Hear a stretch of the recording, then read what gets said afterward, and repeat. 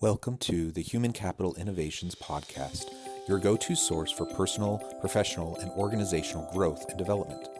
We hope you tune in often for all things people management, organizational development and change, organizational leadership, and social impact related. Maximize your personal and organizational potential with Human Capital Innovations Podcast.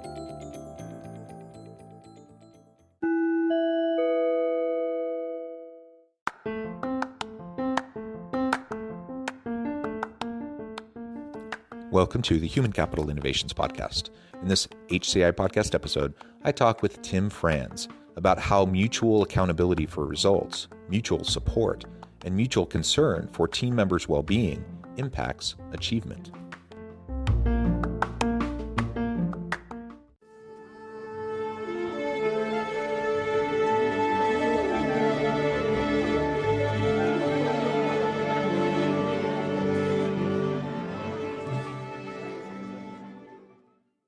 Tim Franz, welcome to the Human Capital Innovations Podcast.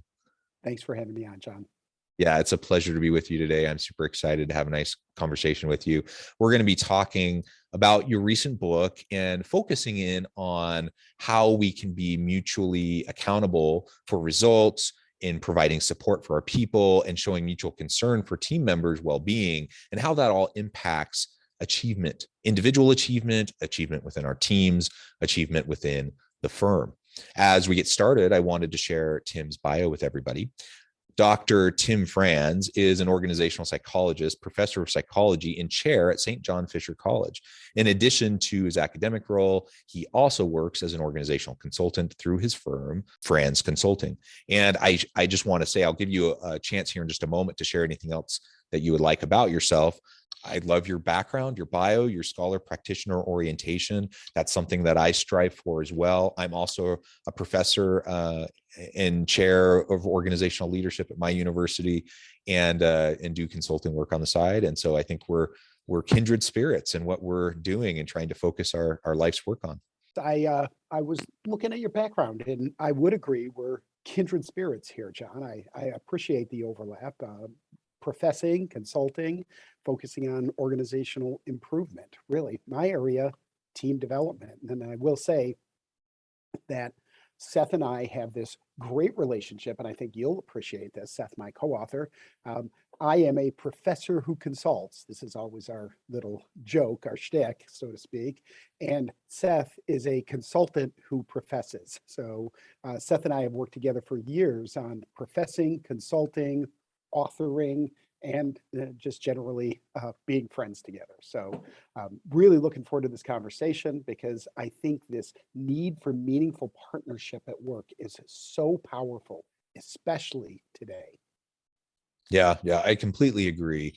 And your book really struck me. And when you sent over kind of prep materials for this episode, and we were getting ready for this, I was struck by this mutual accountability component and how that can help us drive higher impact achievements within our organizations.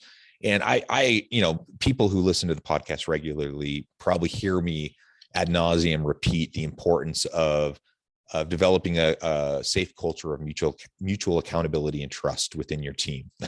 how essential that is. And that's really at the crux of everything that you talk about in your book, and that I think we're really going to unpack today, more than kind of a passing comment that I make here and there about the need for mutual accountability and trust. So as we get started, why don't you lay out for us the crux behind and the impetus for the book, why you felt like it needed to be written, and then we can start to dissect it and dive into these components around mutual accountability, mutual support, and mutual concern for team members. Perfect. So Seth and I come at this from different perspectives. Seth's an expert in leadership. I'm an expert in teams. And we have a lot of overlap, but this book is not a leadership development book that says, wagging the finger often, you leaders, you need to do these 37 things to be better leaders. And it's not a team development book that says that the teams, you need to do all these things to be better leaders. It's actually that space in between. in between the leader and the team. And it gets at that mutual accountability.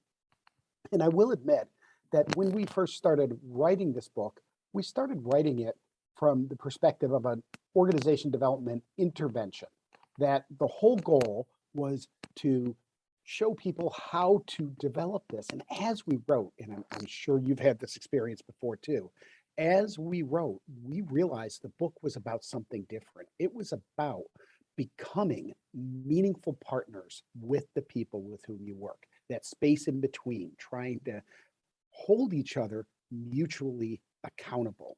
And the impetus for writing this really comes from, and I'm going to give Seth credit. This is his idea, the background idea. He started telling me about it, I think back in 2007.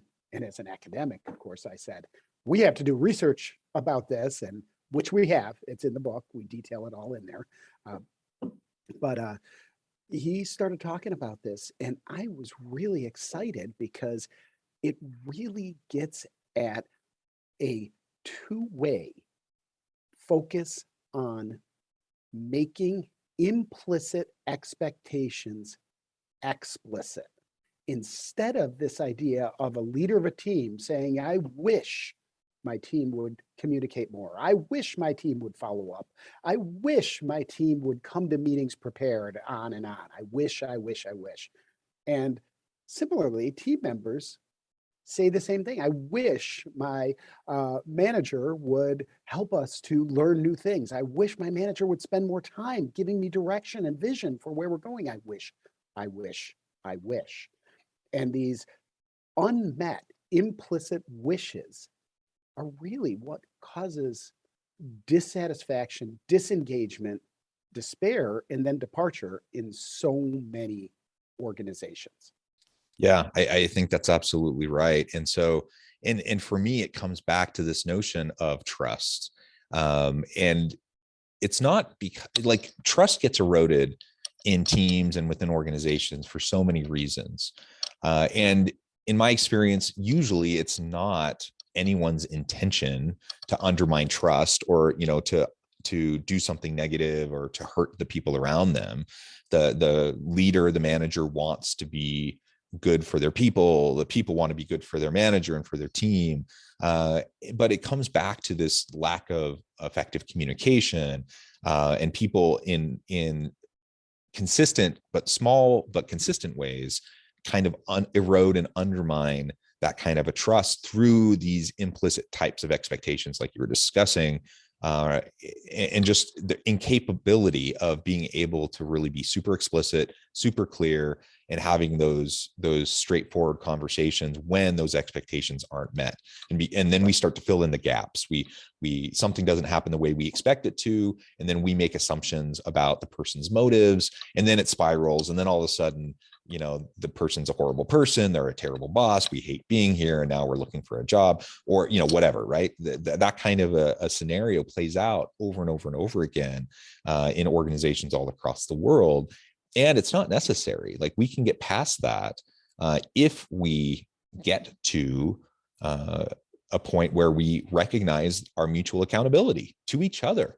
Me as a leader, absolutely. Do I need to try to be as clear as possible? Yes. Do I need to support my people? Yes. But it's also the responsibility of my people to provide support for each other and to come, excuse me, come ask me questions when they have questions, seek clarification when they need clarification. And as we can create that kind of a culture, then we're going to be in a position to really navigate those human experiences that we have when we just fall short, when we fail to meet expectations, when we do something, we put our foot in our mouth, we do something that undermines that trust. Absolutely. And trust is such an interesting concept because with trust, there's this, when I describe trust, I use the old Covey way or Bob Whipple's method, the bank account of trust. You know, you have to put deposits in that trust bank account, and then at times you may intentionally or usually unintentionally make withdrawals. But the problem with trust is that the deposits are small. It's not like money. You put in $10, you get out $10. With trust, your deposits are small and take a lot of time to build. But one mistake, one screw up, one unintentional conflict and due to these unmet expectations, and that erodes so much, it withdraws so many of those deposits. And it doesn't take a lot of withdrawals to get rid of a lot of many weeks, months, years sometimes of deposits. And so our idea is that we need to get to this place of meaningful partnership. Meaningful partnership is this elevated state of connection and cohesion, where people are coordinating, collaborating, where, as you're talking about, John, both partners in a relationship, the team and the leader, our model, are fully supported and able to achieve.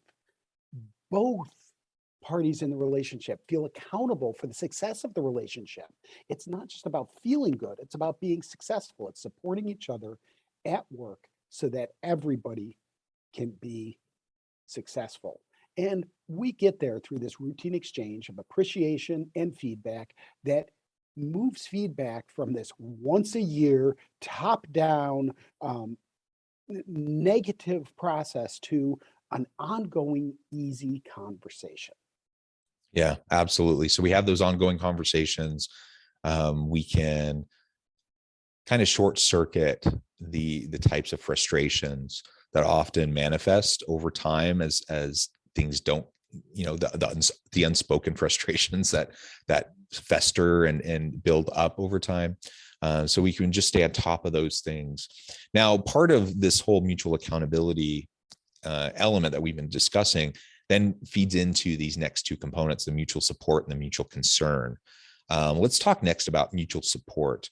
If I am trying to, if there is mutual accountability for results, then I think fundamentally there has to be mutual support to be able to achieve those results. Nobody wants to be held accountable to achieve something when there's really no possible way for them to be able to do it. They don't have the training, they don't have the materials, they don't have the equipment, they don't have the resources, whatever.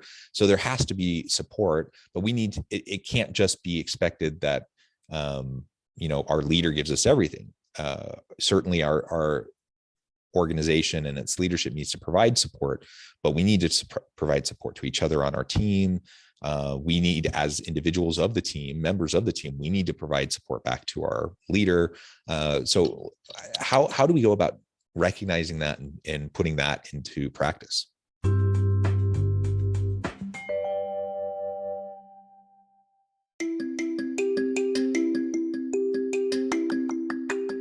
I'm excited to announce the publication of my new book from HCI Press, Bluer Than Indigo Leadership: The Journey of Becoming a Truly Remarkable Leader. Early in my adult life, I learned about an Asian proverb that translates as bluer than indigo. If you think about the color indigo, it is a brilliant, deep, and vibrant blue, what some would call the bluest of blues. To have something that is bluer than indigo is rare and truly remarkable. Contrary to popular myth, there is no one-size-fits-all or cookie-cutter approach to effective leadership. There's no silver bullet, no secret sauce, no go-to model that will solve all of our problems. The truth is, great leaders have all had their unique strengths and flaws, and have all had to discover and then pave their own distinctive path in their life's journey to fulfill their leadership potential. Bluer Than Indigo Leadership will help you discover your own path and explore those ordinary, everyday actions that will help you respond to an uncertain future and produce extraordinary results for individuals, teams, and organizations.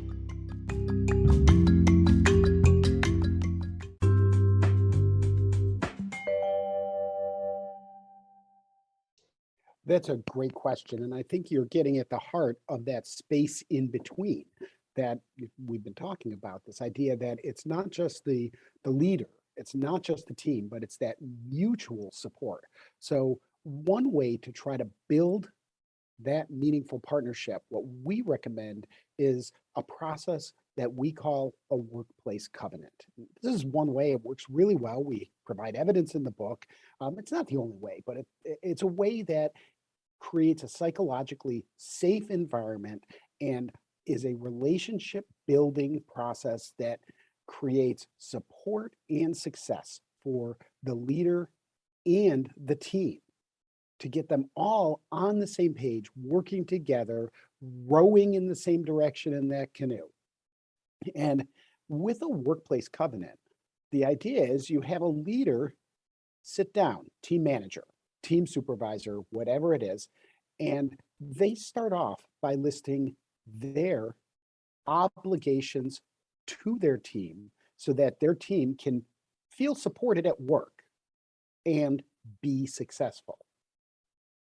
At the same time, that team leader writes down 5 to 7 expectations they have of the team. And of course, leaders do this working alone. Now, the team similarly does the same thing, but all working together. And the team lists first their 6 to 8 key obligations to the team leader so that the leader can feel supported and can be successful. And then they, like the leader does, list their 5 to 7 expectations of the team leader. And then through the process of the workplace covenant, and covenant in our term doesn't have a religious connotation. We're not saying there's some underlying religion to it. We use this term covenant to show the obligatory weight of a commitment that you've made, more than just a plain old contract that's not legal, more than simply a promise. We see so many people breaking promises these days all over. So we call it the covenant because of that. And so through the workplace covenant process, the leader starts out and talks about these obligations they have to the team, and then the team, and again, it's done in a psychologically safe way because the team can do this as the team has these expectations. And the lists are then merged. So usually the lists, the manager's or obligation list and the team's expectation list are 70% overlapping. But sometimes the team may say, well, we really need you to be around more, to talk to us more on a daily basis. And the leader didn't realize that. And so the expectations get merged into the obligation list, and the team leader signs that list and has a covenant to the team. Now, the same thing happens with the team. The team talks about their obligations. The leader talks about their expectations. The lists are merged. All the team members sign that list of obligations. And then what my favorite thing is about this process is it's not a one-shot deal. It's not a, let's put these lists together and put them in a drawer and never visit them again. We have these lists to each other. We should talk about we will provide information about the agenda for team meetings 24 hours ahead of time. Very behavioral. And with that information, we can go back and measure how we're doing. And we can, in one-to-ones or in team meetings or in annual performance reviews, we can pull out that covenant and look at it and say, how are we doing? Good, okay, not so good. And it gives us a structured way to have a conversation about where we all can improve so that we can all be successful at work. And that's the goal of the covenant. And now we recommend formal reviews every 2 to 3 months. Usually at first, these are done by an outside facilitator. And by the way, in our book, we give away the whole process. We're not hiding it. The whole process is laid out in the book, so you can follow it if you want to. But we suggest starting with an outside facilitator. And then, like any good organization development intervention, the outside facilitator works themselves away. So by the third covenant review, it should be the team and the team leader doing this 10 minutes at the beginning of a team meeting once a month, once every other month. Not a lot of time. And in fact, Seth's original client for this now revisits this still. He's, by the way, the president of a tech company that you would know. He's president of the US and Puerto Rico division, so in charge of thousands and thousands and thousands of people, still does it with his leadership team, 2 minutes. Quick conversation. Everybody knows where they stand. They know where they can improve.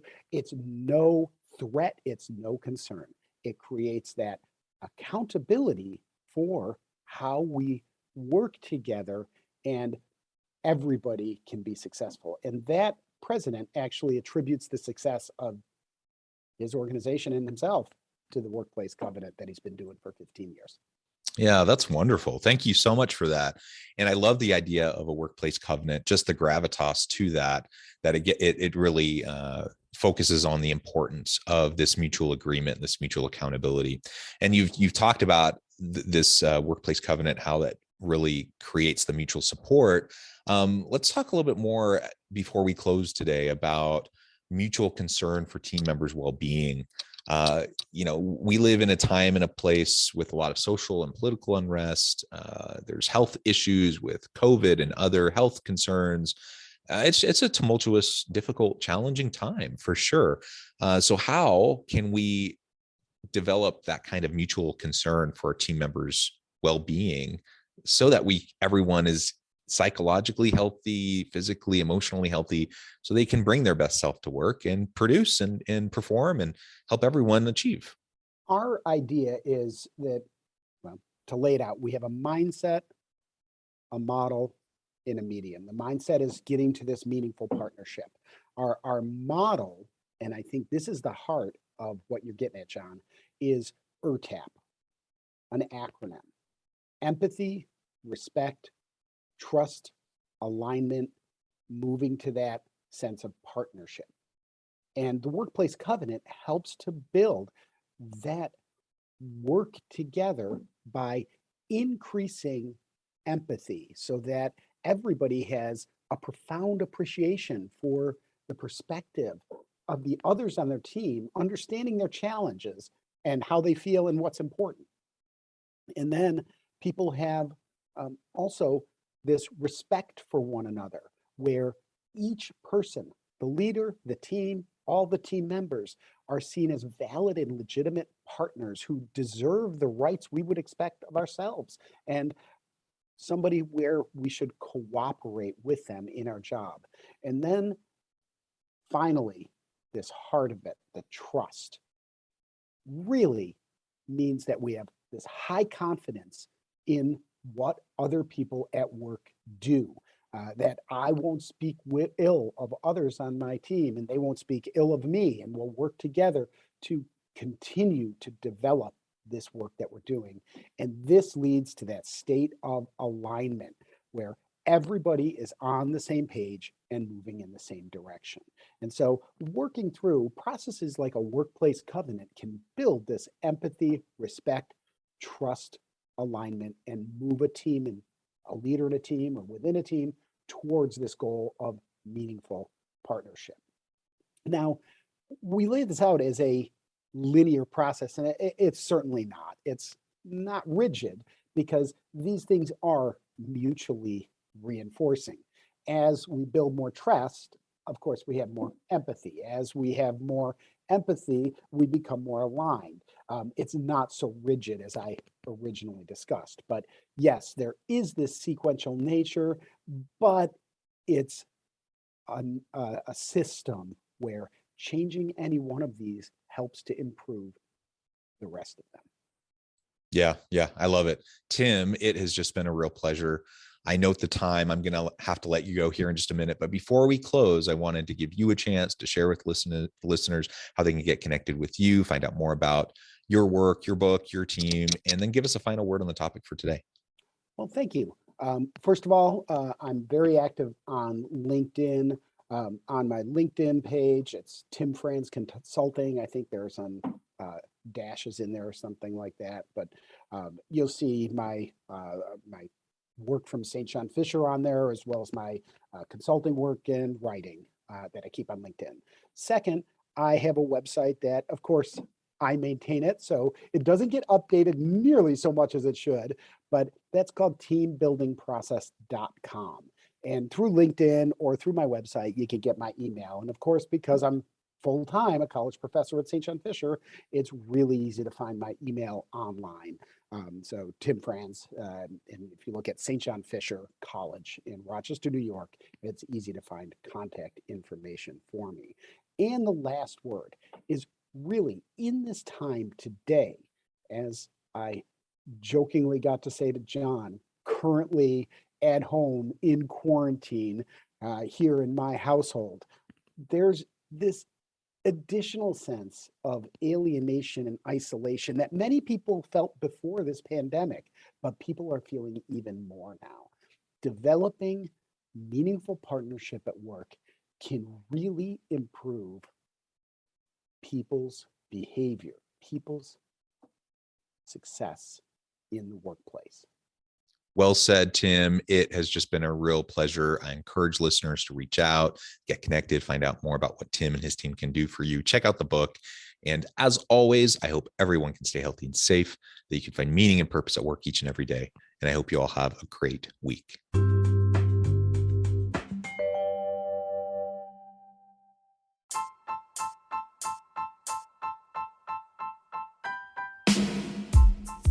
The alchemy of truly remarkable leadership. Ordinary, everyday actions that produce extraordinary results.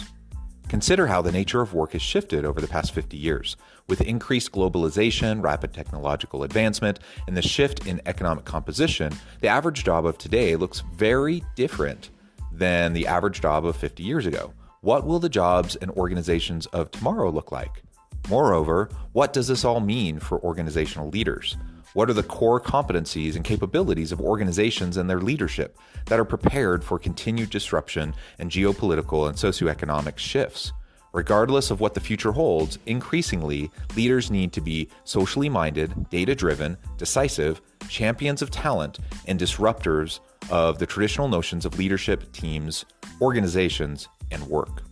The alchemy of truly remarkable leadership will help you to explore your own leadership competencies and capabilities and consider ways to apply and implement them into your workplace and personal life.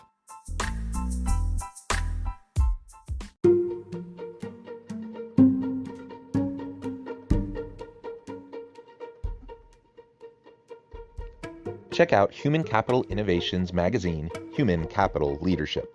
Human Capital Leadership is a free, interactive e-magazine with the mission to help individuals, leaders, and organizations find innovative approaches to maximize their human capital potential. We publish issues quarterly in August, November, February, and May. Take a look at the latest issue and let us know what you think.